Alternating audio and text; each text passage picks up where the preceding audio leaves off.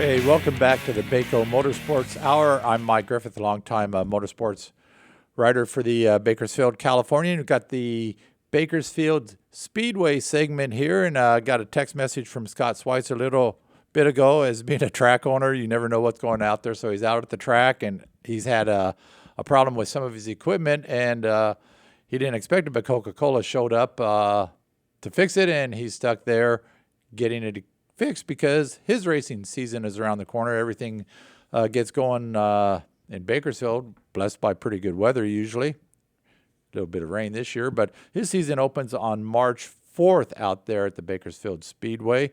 But he's got some upcoming events. I think we got a slide in. This is a picture Tom Mocht had there of one of the crowds early in the season, a good crowd there at the Speedway, which actually opened up in 1946 and has been in continuous action since that time. Opened up as dirt, became pavement, was dirt, became pavement, and then was dirt again around 1980 and has stayed there ever since, and it's basically has been stretched out to about a third of a mile now from the original quarter-mile configuration in 1946. So a lot of history out there at Bakersfield Speedway, the longest continuously run short track in California. Pretty good stat there. So anyway, coming up this Saturday, there's registration and open practice at the track. The registration is from 10 to 1 a.m. out there. You can go out there to the concession area.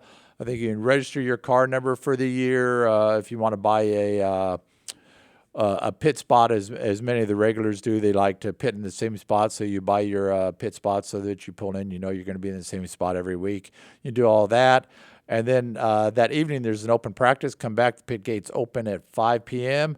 And any car that runs out there, other than mini dwarfs, the mini dwarf track is not going to be open, but any other car from the midget sprint cars, mod lights, late models, whatever you got, you can go out there and practice from 6 to 9 p.m. And obviously, you need some practice, get used to the track, get used to your car. Lots of people in new equipment, lots of people maybe going up a division, so you get out there and practice. And then on February 18th, the track is closed because there's the award banquet at the Crystal Palace. The doors open at 11 a.m. They're going to start serving food around noon and get to the awards presentation at 1 o'clock. All the champions will receive awards, and there's always something nice in addition to a trophy, usually a champion's jacket.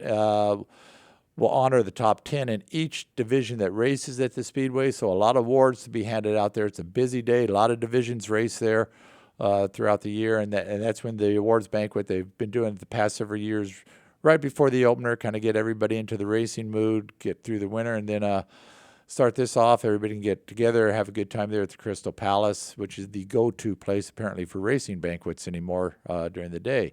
And then come back the February 19th, there's going to be a go-kart event out there as typical. Quite often there's a go-kart mini dwarf racing out there on Sundays, and the first one of the season is going to be on that Sunday. And then I don't have it on the schedule, but back on the 25th again, another practice from 6 to 9 p.m. at the track. So this is the type of action that Tom Mox just got great photos here. Just got a few, and this is the type of action you get out there. Track has it. Scott's does a really good job usually on the track preparation. You get 3-4 wide in the turns. Just makes us some great videos and still photos. Tom gets all the still photos there. But the season opens up on March 4th with modifieds, hobby stocks, American stocks, and mini stocks. And then the following weekend, you're going to see USAC midget, sport mods, IMCA mods, mod lights, and NMRA midgets. So basically, within the first couple of weeks, 3 weeks, and then the third week, pro stocks make their debut. So within the first 3 weeks of the season, you're probably going to see most of the cars that run out there at the Speedway on a regular basis. So you're going to see that. I think they start on March 4th.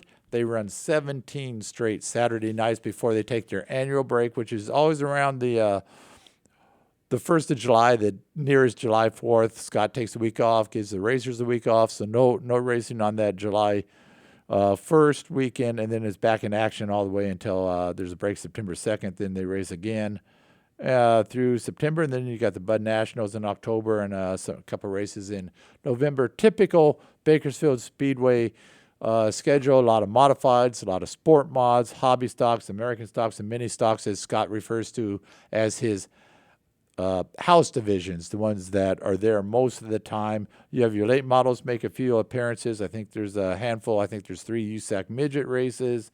There'll be some other stuff like your dwarf cars and your your 3/4 midgets in MRA. Spit that one out.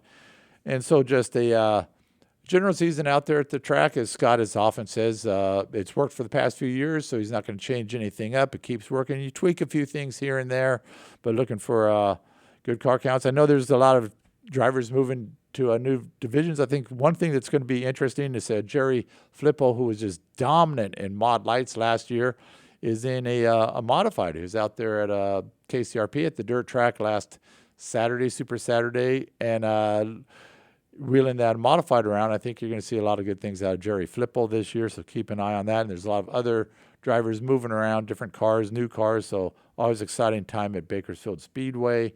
And so I know Scott was at San Maria last year talking, working with him on rules.